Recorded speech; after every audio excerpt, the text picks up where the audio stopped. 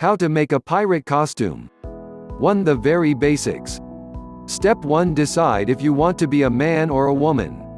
You'll probably want to be a female pirate if you are a female and vice versa, but it's up to you. Many female pirate depictions are quite inappropriate. If you're not looking for that, consider just girling up a male pirate's outfit. Step 2. Find a pirate image. This can help to guide your pirate costume crafting, but it's certainly not essential. It's likely to be useful where there is something unusual or fascinating about the costume of a particular pirate that you'd like to emulate. 2. Creating the pirate top with a t-shirt. Step 1. Select a large white t-shirt that you're willing to change. For the pirate crew, your top doesn't need to be as fancy as that which would be worn by the pirate captain or long-term senior pirate crew. A t-shirt will serve adequately. A larger shirt is best to give the idea of rugged sloppiness, which all good pirates attempt to get across. Step 2. Start sculpting. You've been at sea for months. Though you don't want to pretend you have scurvy, make it seem you're a little worse for the wear. Cut areas of the t-shirt to give an impression of ruggedness. Cut off the ends of the sleeves in a jagged fashion. Cut the bottom of the t-shirt off. Pirates don't need hems. Cut off the neckline of the t-shirt. $10 says Haynes was not around in the era of your pirate. Step 3. Paint blue stripes across the shirt using fabric paint. Also paint lines around the sleeves. These don't need to be perfect. The more homemade they look, the better. Allow the paint to dry, then flip the t-shirt over and paint the back the same way. 3. Creating the pirate top with a shirt. Step 1. Find a suitable shirt. If you'd rather wear a shirt than a t-shirt, that's fine too, especially if you're trying to be a pirate captain. A big, billowy white shirt is ideal. Try to locate one which has flowing sleeves rather than tight ones. For women, choose a man's shirt as it will be bigger and more likely to billow. For men, avoid anything that's too tight or too short. Step 2. Lose the stiff collar. Pirates don't wear stiff business collars. Away with it. Give it the plank by snipping it off and restoring a ruffle or similar soft collar instead.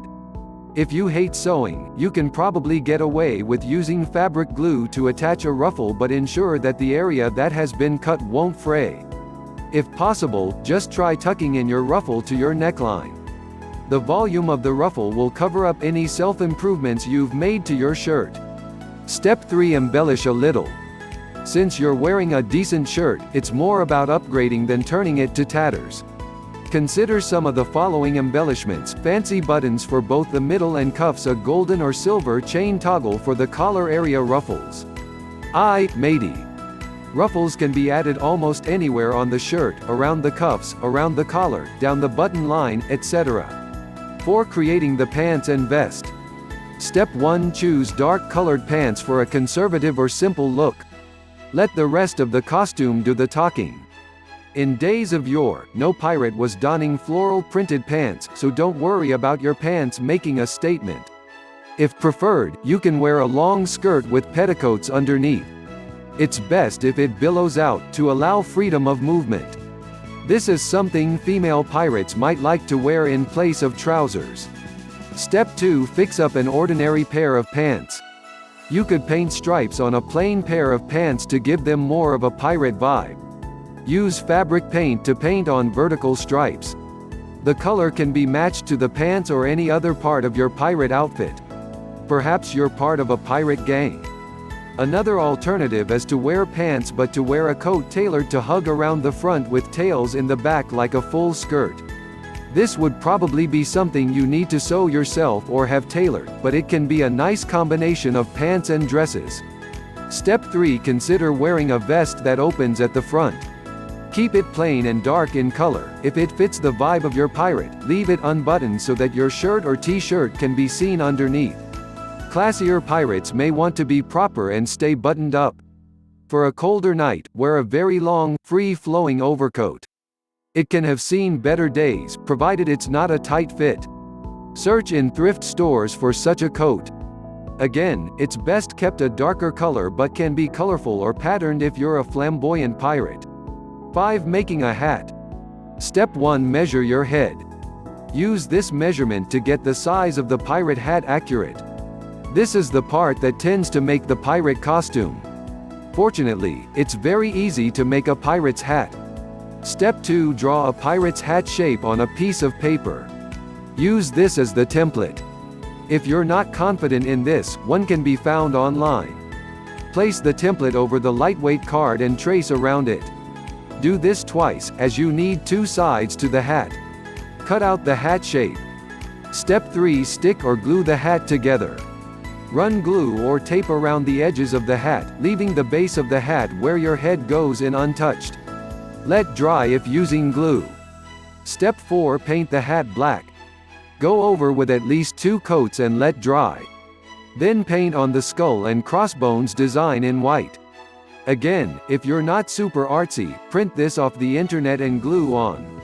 If you're using paint, this may take 2 coats, white over black at first as gray. Be patient, your hat is one of the flashiest parts of your outfit, put the time in to make it right. Step 5. Cut a band of card that fits your head precisely. Tape this together in a loop or circle. Slide this inside the hat and tape or glue to the hat. This will help to keep the hat shape open and keep it snugly on your head. If it's really windy out and you're forced to become an outdoor pirate, add elastic to keep the hat in place. Only do this as the last option though, as it can look a bit bulky and silly. 6. Adding accessories. Step 1. Wear a bandana around your neck. A bright red bandana around the neck will stand out and as something a pirate might well have worn. If you don't have one, make one. Cut a piece of red fabric in a large square shape. Fold the square into a triangle. Wrap around your neck. Tie the ends at the back of your neck and have the bandana tips pointed downward at the front of your neck. Step 2. Add a pirate belt. A belt around your shirt or t-shirt is a perfect pirate touch. You can either wear a very wide belt you found in your own wardrobe or from the thrift store, or you can make a belt from fabric or card. Some pirates wore or wear, in the images on Google, a belt that more resembles a sash. If you have a black or red scarf, it can easily be turned into a pirate belt. Step 3. Rock an eye patch. Eye patches can be purchased from costume stores or online, or you can make your own. Draw the shape of an eye patch on a piece of lightweight card. Cut out the patch. Paint the outer side black. Let dry. Pierce 2 holes into the top of the patch on either side of it. Thread in the ends of thin elastic and knot in place. Check that the length of elastic is just right for going around your head before cutting and knotting the final hole.